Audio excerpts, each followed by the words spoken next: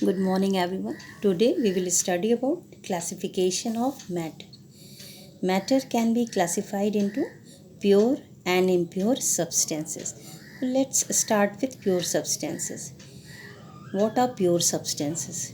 Pure substances are homogeneous material. Homogeneous means having same composition and same property throughout its mass are known as homogeneous material. So pure substances are essentially homogeneous in nature, okay, and they are made up of only particles of one kind having definite set of property. So these are the characteristic of pure substances. For example, oxygen, silver, sulfur dioxide, carbon, so many are there, we will study in detail. So these are example of pure substances. Is it clear for pure substances? Homogeneous in nature, made up of only one kind of particles. And what is the third point? They have definite set of properties. Okay, pure substances can be further divided into element and compound. Then what are impure substances? Impure substances are made up of two or more substances. It may be element or compound. Okay, so pure substances made up of only one kind of particle, whereas impure substances, they are made up of two or more substances.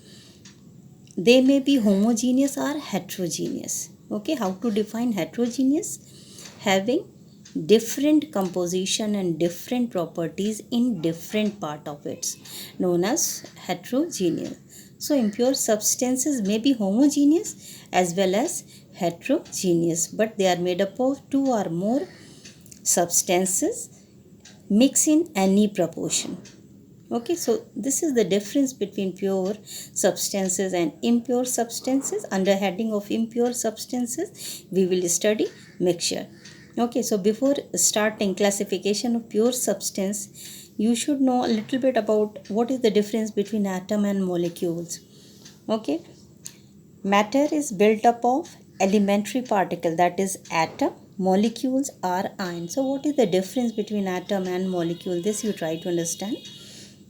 Atom is the smallest particle of an element which can take part in a chemical reaction which may or may not exist in free state. This is very important. Okay, atom may or may not exist in free state. Okay, then second, molecule definition. Molecule is the smallest particle of a substance. Substance can be element or compound and is capable of existing in free state always. Okay, so this is the main difference between atom and molecule. Atom may or may not exist in free state, whereas molecules are capable of existing in free state. Okay, so this is when it is asked to differentiate between atom and molecule. This you try to remember. Okay, atom like O, atom of oxygen, H, atom of hydrogen, Cl, atom of chlorine.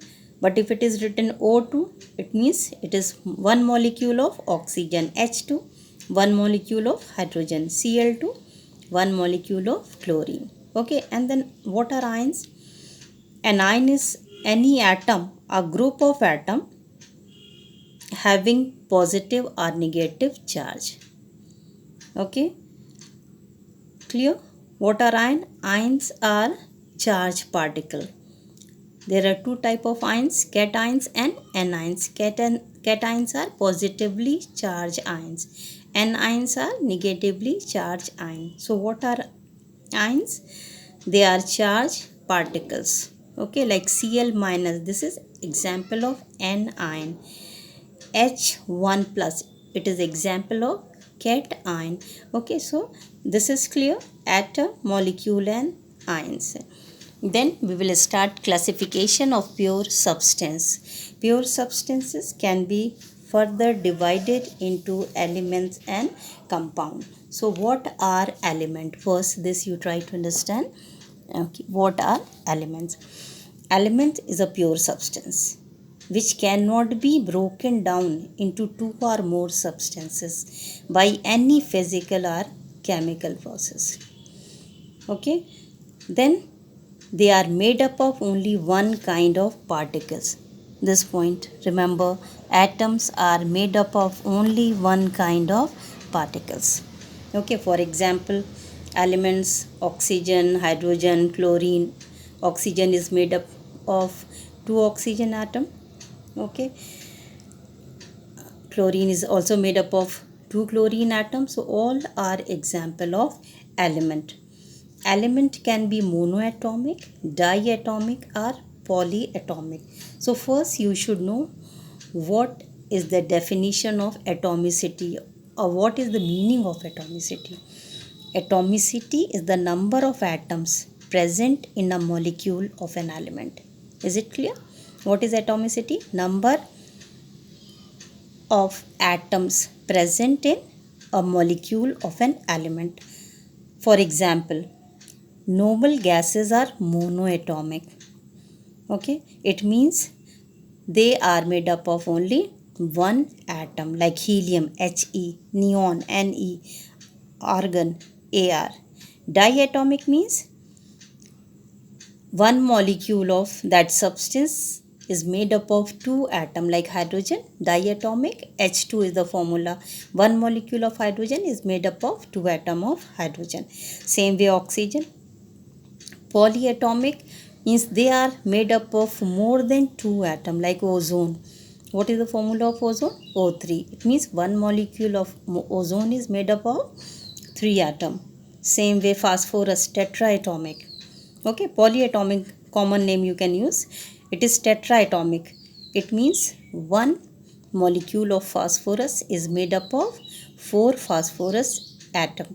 Same way sulfur is octaatomic. Okay, octaatomic means how many atoms are present in one molecule? 8. Okay, so sulfur is example of octaatomic. So atomicity also very important. So you should remember all and definition of atom, molecules, ions, atomicity. Okay, so now we will continue with elements. Okay, so what are the characteristics of elements? What you should remember, it is homogeneous. Pure substances are homogeneous. Element is also pure substance. It means it is homogeneous in nature. It is made up of only one kind of atom. Okay, pure substances are made up of one kind of particles. Here element made up of one kind of atom only.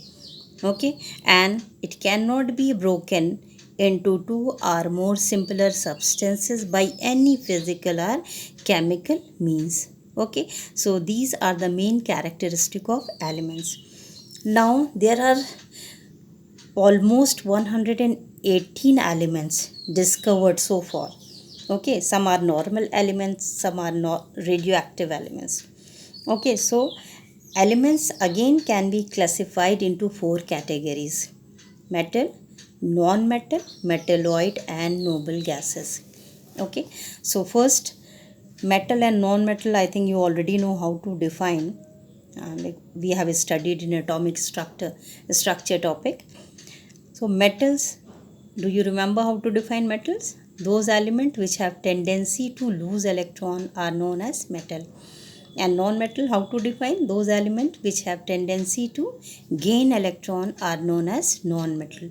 Noble gases also, if you remember, those elements which have a stable electronic configuration are known as noble gases. So here what are the characteristics that we will study today? Okay, so we start with metal. Okay, metal, what is the first property of metal? All metals have characteristic luster. It means they have shining surface. And metals are malleable. So what is the definition of malleability? It means they can be beaten into sheath. And all are ductile. What is ductility? It means can be drawn into wire. Some exceptional cases are there, that also we will discuss, but these are the common characteristic, and mostly metals possess these character. They are good conductor of heat and electricity. Okay, so these are the general characteristic. They are sonorous also. Okay, and metals are solid at room temperature. Mostly metals are, all metals are solid except one or two that we will, exceptional cases we will discuss. So these characteristic of metal, they are very hard, they have a high melting point and high boiling point. Okay, so this is clear what are metal. First, so you should know what is the definition of metal. Those elements which have tendency to lose electron are known as metal. Then all metals are lustrous, they are good conductor of heat and electricity, they are malleable, they are ductile, they are sonorous. Okay, so all this property try to remember.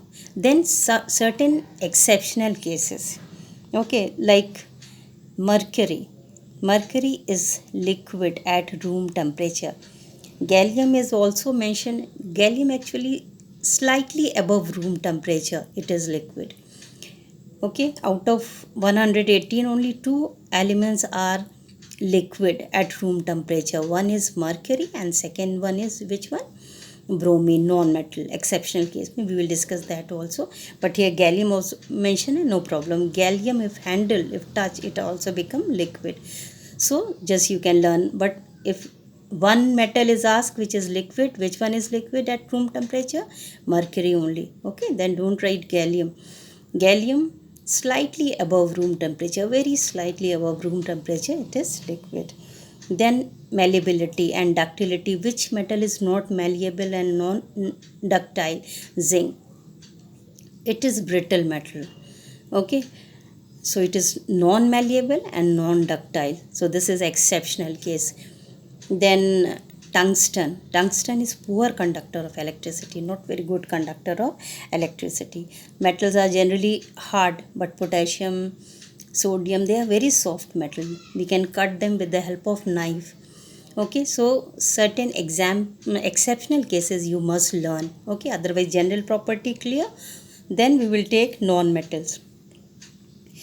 Non-metals are those elements which have tendency to gain electron. They are just opposite of metal. Okay, they do not have luster, they are bad conductor of heat and electricity, they are neither malleable nor ductile. Okay, but certain examples are there. Okay, exceptional cases are there, like good conductor graphite. Graphite is good conductor of electricity. Then iodine and graphite, they have luster, metallic luster. Okay, so clear now ki what are metals and what are non-metals. Okay, then what are metalloids? Metalloids will have property of both metal as well as a property of